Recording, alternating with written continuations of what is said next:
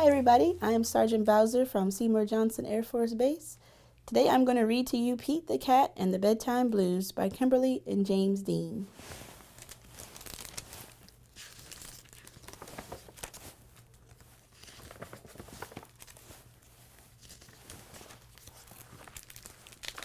Pete and the gang had a great day. They'd been at the beach, surf and sun, and tons of fun.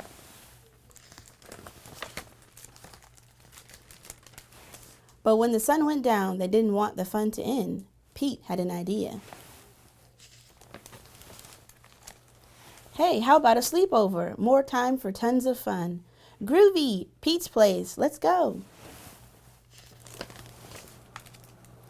The party was far out, but they knew they couldn't stay up all night. The gang decided it was time to say goodnight.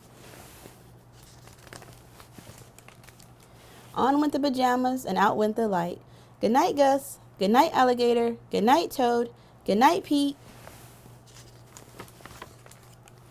Pete was just about to catch some Z's when clap, clap, clap. Who did that? Pete asked. It was me, said Grumpy Toad. I don't want to go to bed. I want to clap instead. Pete covered his head. This cool cat needs to go to bed. Good night, Gus. Good night, Alligator. Good night, Toad. Good night, Pete. Time to sleep. Pete tried again to catch some Z's when rat-a-tat-tat. Who did that? Pete asked. It was me, said Gus the Platypus. I don't want to go to bed. I want to jam instead. Pete covered his head. This cool cat needs to go to bed. Time to sleep.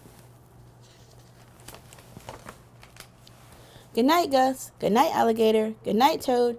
Good night, Pete. Pete closed his eyes to catch some Z's when he heard munch, munch, munch. Pete had a hunch. It was Alligator. He was always up for eating. What could Pete do? All the clapping, rat-a-tat-tatting, and munching was giving him the bedtime blues. Pete had a groovy idea. He got out his favorite bedtime story and started to read, first to himself and then to the gang. Pete noticed it was finally quiet. No more clapping, no more rat-a-tat-tatting, and no more munching.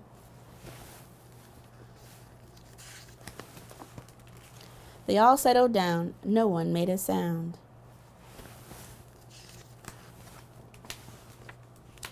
Pete yawned and turned off the light. Good night, sleep tight, time to catch some Z's. Tomorrow was another day for surfing, sun, and tons of fun. The end. Today I read to you the book called Pete the Cat and the Bedtime Blues by Kimberly and James Dean. Thank you.